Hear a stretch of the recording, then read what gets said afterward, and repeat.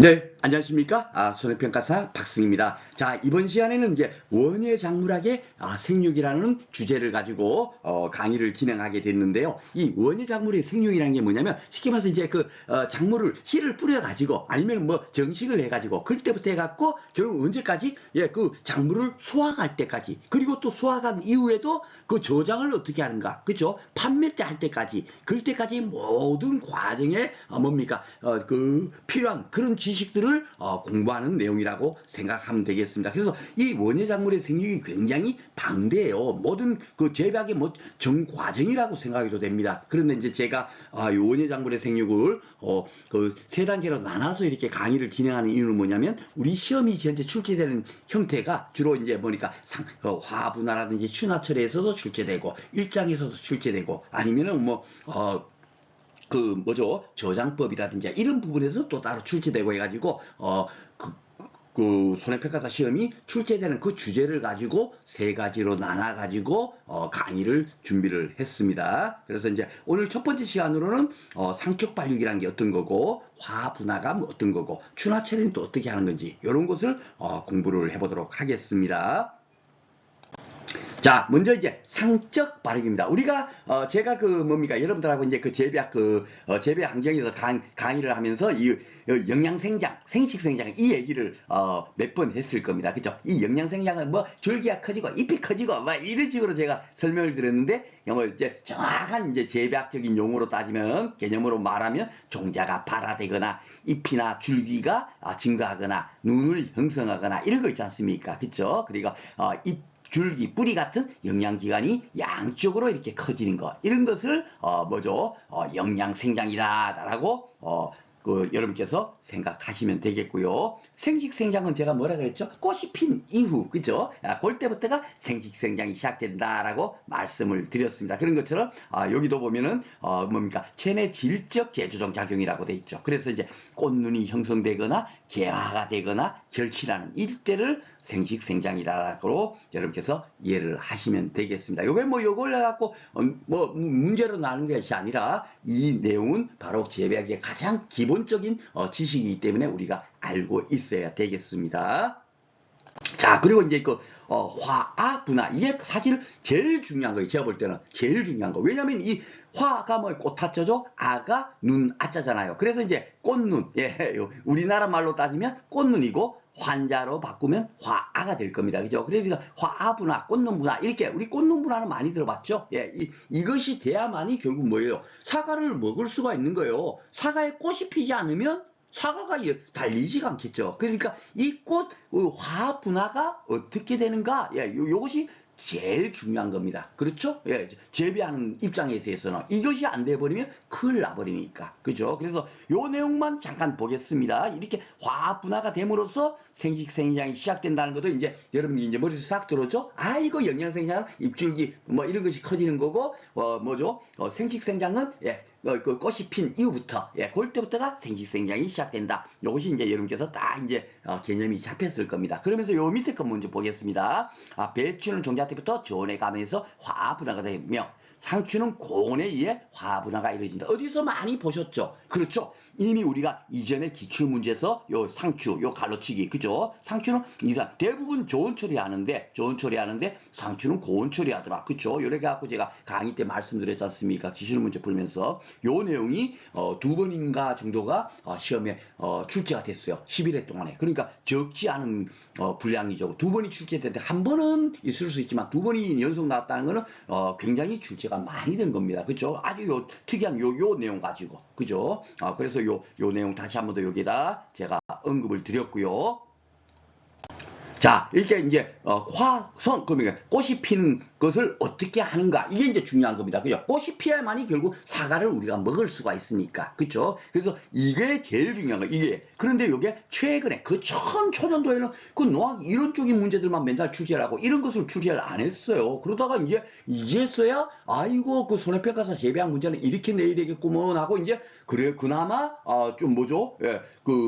농업 현실적인 쪽으로 움직여오면서 현재 출제되고 있는 겁니다. 그래서 이제 요 내용이 뭐냐면 꽃을 어떻게 피우는가? 예, 제일 중요한 거, 그죠? 예, 어떻게 해야만 꽃이 잘 피는가? 이거예요. 요 내성 요인 먼저 보겠습니다. 시엔율, 이것도, 이전에 제가 앞에서 강의 진행할 때 요거 말씀드렸습니다. C가, 이산화탄소, N은 뭐예요? 질소, 그죠? 그러니까 질소가 많으면 많을수록, 뭐죠? 탄질률은 낮아집니다. 그죠? 근데 탄질률이 높아야만이 그렇죠. 꽃이 피는 거예요. 예. C, 이산화탄소는 많고 질소는 적게 되면 어떻게 돼요? 탄질률이 높아지죠. 이 비율이. 그죠? 탄질률이 높아질 거 아닙니까? 그죠? 그래서 질소는, 제가 그래서 앞에서 강의에서도 말씀드렸죠.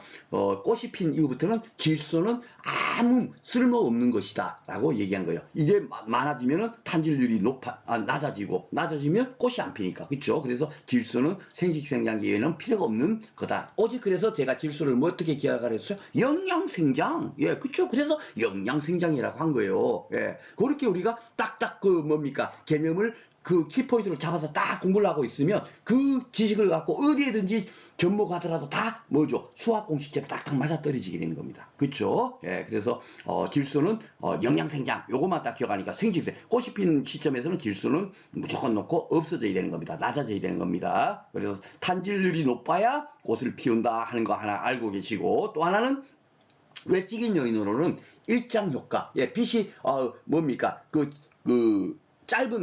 빛이 짧은 기간에 꽃이 필 수 있고, 빛이 길어져야 꽃이 피는 그런 또 식물이 각각 있어요. 그래서 단일 식물, 장일 식물 해갖고 우리가, 요것도, 해마다 한 문제씩 나오거든요. 요 내용은 우리가 다음 시간에, 식물의 일장에 대해서 공부를 할 거예요. 그래서, 나머지 하나인 이 온도도 적정이 되죠. 조금 전에 봤지만, 배추는 저온에 감응해서 추나 처리되고, 상추는 고온에 감응해서, 꽃이 핀다. 이래 돼 있지 않습니까? 그죠? 그런 것처럼, 요 추나 처리, 예, 요 온도도 필요한데 요 부분은 오늘 공부를 하도록 하겠습니다. 그래서 이제 CN율을 높이기 위한다 하는 것은 결국 뭐예요? 이 질소는 낮추고 이산화탄소를 높이는 요쪽으로 하려면 어떻게 되냐면은 요런 것들도 이제 시험 문제 출제됐습니다. 제가 이렇게 녹색으로 돼 있는 부분은 뿌리 전정을 실시하게 되면은 꽃이 더 잘 핀다 이렇게 생각하면 돼요. 시연율이 높아진다 하면 무조건 꽃이 잘 핀다 이래. 뿌리 전정을 실시하고 열매를 막 쏟기 이게 뭐죠?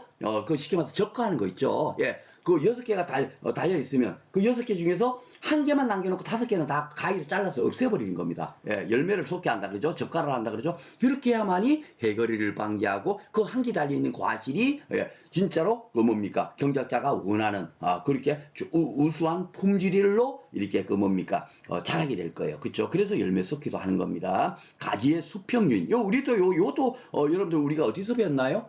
동해 거기서 배웠죠? 예, 이쑤시개 분지각도를 넓혀준다. 그죠? 가지를 수평으로 하면 할수록 어떻게 돼요? 꽃이 더 잘 피는 겁니다. 그죠? 예, 수직으로 놔두는 것보다도. 그죠? 그렇게 생각하시면 되고, 환상박피. 이것도 어디서 배웠죠?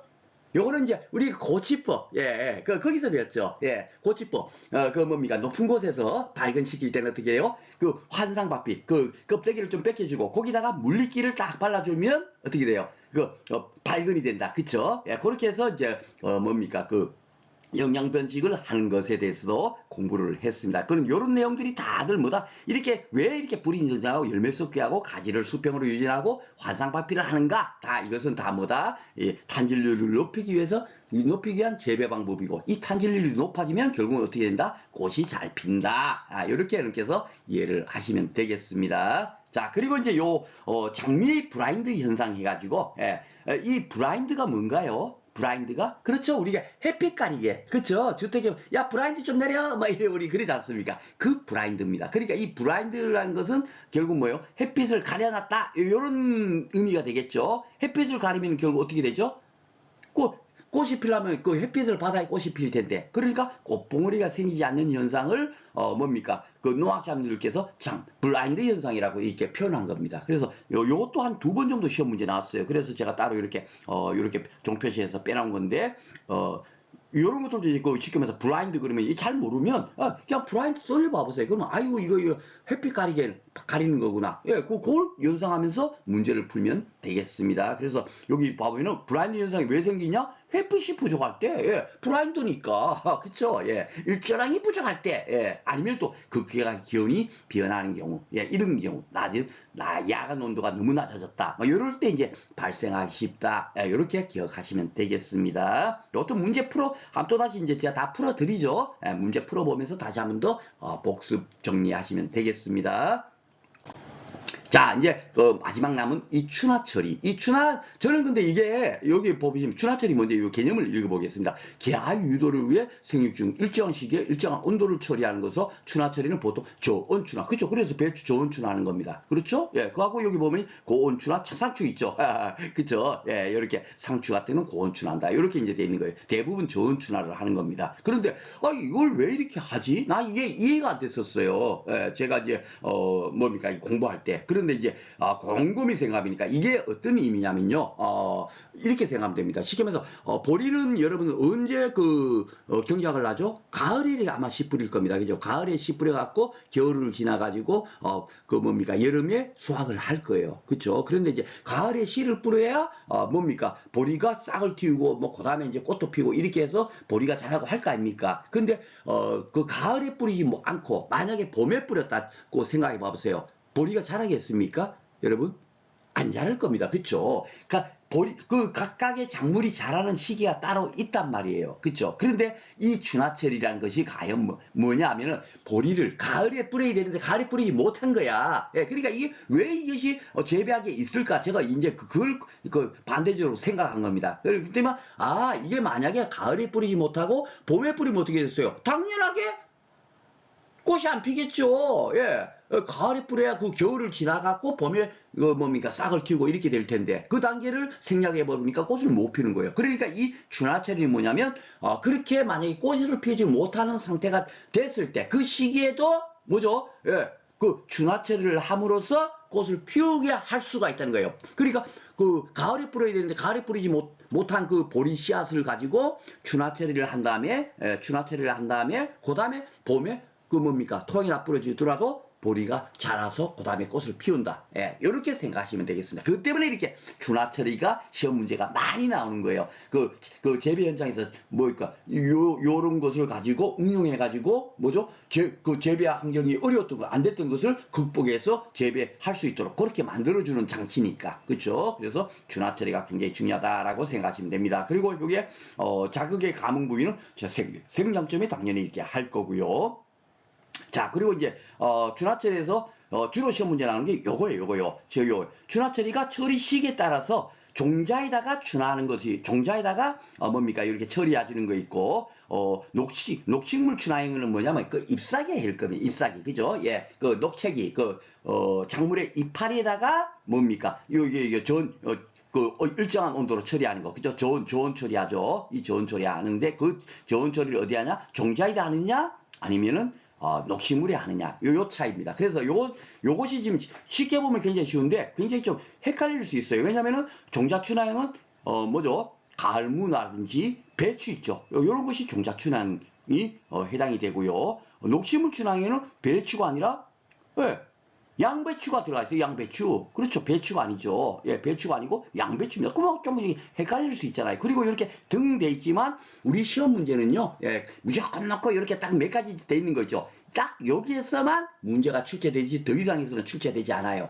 지문에서 나오는 그 작물이 딱 예시되면. 그렇죠. 그렇기 때문에 요거는 어떻게 기억하면 좋냐면 몇 가지 되지 않으니까 제가 여러분들한테 지금 암기하세요 하는 그 부분이 거의 없었죠? 예. 아마 뭐죠? 사상균, 곰팡이균 그럴 때, 역시 도적질은 탄로나니 하지 맙시다고 하고, 세균 같은 경우는, 그죠? 세균으로 인해서 많은 거 타고 썩고 죽고 타고 암이 발생해! 요 정도 여러분들한테 제가 암기하라고 한 거고, 다음 시간에 가면 이제 일장형에 대해서도 제가 그 안개라고 할 겁니다. 그 빼놓고는 특별하게 뭐 제가 강조한 게 별로 없죠. 그리고 그거 있구나. 영양 번식할 때 자연영양 번식할 때 그죠? 독한 년 우리 아시죠? 감자는 시큼시큼해. 그 정도만 제가 지금까지 안개라고 했지 크게 안개라는 상이 없었습니다. 그러니까 요거는 안개가 쉬워요. 요 이시키면 배추, 무 이런 데 있잖아. 축파메뉴 그죠? 축파입니다. 가을 배추, 무잖아. 가을 무? 가을에는 무배추지 뭐. 여기 무배추 있어요. 뭐예요? 김장을 담그지 않습니까? 그래서 종자춘향은 가을 무배추. 이렇게 해서 기억을 하시면 됩니다. 종자춘향. 그죠? 가을에 김장 담그려면 가을 무배추 필요해. 이렇게 기억을 하시고요.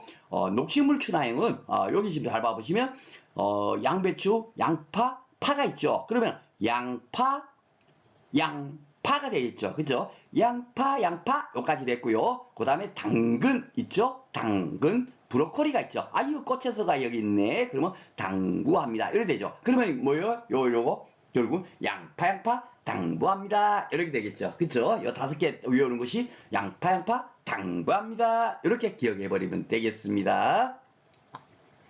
이렇게 암기하지 않으면요 막상 문제 풀면 야 이게 종자춘향이 뭐더라 이래 되니까 꼭 요거 그대로 갈무배추 하고 양파 당부합니다 이렇게 꼭 기억하시기 바라겠습니다. 통상 한 2년에서 3년에 한 번꼴로 꼭 실제가 되고 있어요. 그러니까 제가 요거는 뭐랄까 두 문자라도 꼭 이렇게 기억합시다라고 하고 있습니다. 자, 춘하철이 주로 이제 많이 나왔는데, 이렇게 뭐, 이 춘하라는 건 뭐냐면, 우리가 탈리 현상 할 때, 리가 뭐죠? 이별하다, 그거예요. 춘하와 이별하다, 이거죠. 그러니까, 춘하는 보통 저온 춘하를 하지 않습니까? 저온 춘하를 하는 과정에, 이렇게 25도, 35도의 고온이 취하게 되면 어떻게 돼요? 춘하가 중단되겠죠. 그죠? 예. 안 되는 겁니다. 그렇죠? 예, 이런 것을 이춘하라고 한다 하는 거고, 재춘하라는 건 뭐냐면, 제가 뭐겠습니까? 다시 재자죠. 그쵸? 그러니까, 이렇게 이춘화된 것을 다시 좋은 처리하면 또 다시 춘화가 된대요. 예, 그걸 뭐라고 한다? 다시 춘화가 되니까 재춘화라고 한다. 이겁니다. 근데 중요한 게, 이 말같이 나는 이런 내용들이 기출문제로 출제됐으니까 제가 이거 설명하고 넘어가겠죠. 예, 그리고 이제 요 좌지 현상은, 뭡니까? 출제는 안 됐지만 굉장히 중요한 거예요. 제가 오늘 지금 강의에서 제일 중심이 뭡니까?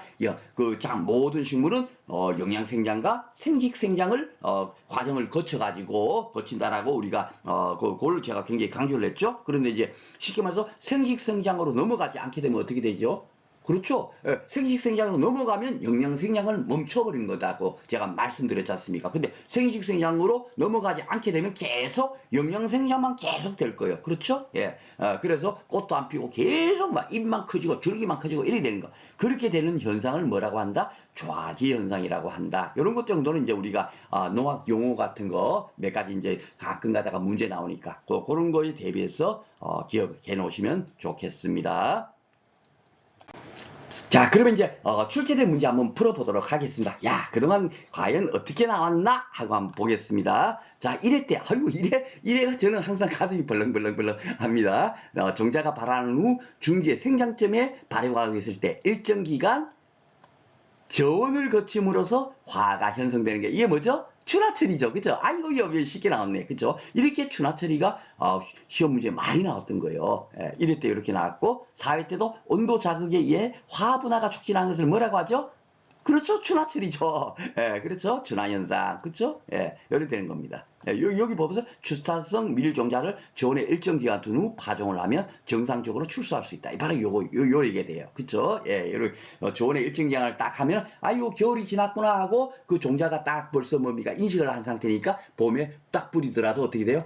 겨울을 지났는데 이제 꽃을 피어야지 하고 꽃이 핀다는 얘기예요. 그래서 이게 춘하 처리를 하는 거다라고 여러분들한테 말씀드리고 있습니다. 춘하철이가 주로 많이 나오고 있죠. 예, 순서대로 옳게 나열한 것은 그랬습니다. 저온에 의해서 꽃눈 현상이 유기되는 것을 무엇이라고 합니까? 춘화라고 하죠. 저온 처리하니까. 그죠? 꽃눈 현상이 이렇게 생기는 거 춘화라고 하며, 당근, 양배추. 이거 여러분들 기억나십니까? 양파 당부합니다. 그거 같아요. 그쵸? 등은 무엇으로 식물체가 일정한 크기에 도달해야만 되죠? 그렇죠? 양파 당부합니다. 요거니까 요거는 뭐요? 녹식물 춘화형이죠. 예, 그래서 답은 요게 되겠네요. 춘화, 녹식물 춘화형. 그렇죠? 예, 오케이. 중요한 거 같이 하는 데 많이 나와요. 예, 그렇죠? 이렇게 또 나왔죠. 조언을 경과에 갸가 일어나는 건 뭐다? 춘하다. 예, 이거예요. 그냥, 야, 조언 처리한다. 그런데도 고언되는 거 있지 않습니까? 그죠? 상추 같은 거. 그런데, 일반적으로 지문이 나올 때는 무조건, 야, 조언 처리한 거야. 이렇게 되는 겁니다. 아셨죠? 예, 그래서 조언 처리하는 것이 기본이기 때문에 문제는 이렇게 나온다. 라고 생각하시면 되겠습니다. 그게 어렵지도 않은데도, 그쵸? 계속 많이 났습니다. 파레띠 나온 문제 뭘까요? 파레띠는 또 뭐예요? 조언에서 일정이 또 조언이 나오죠?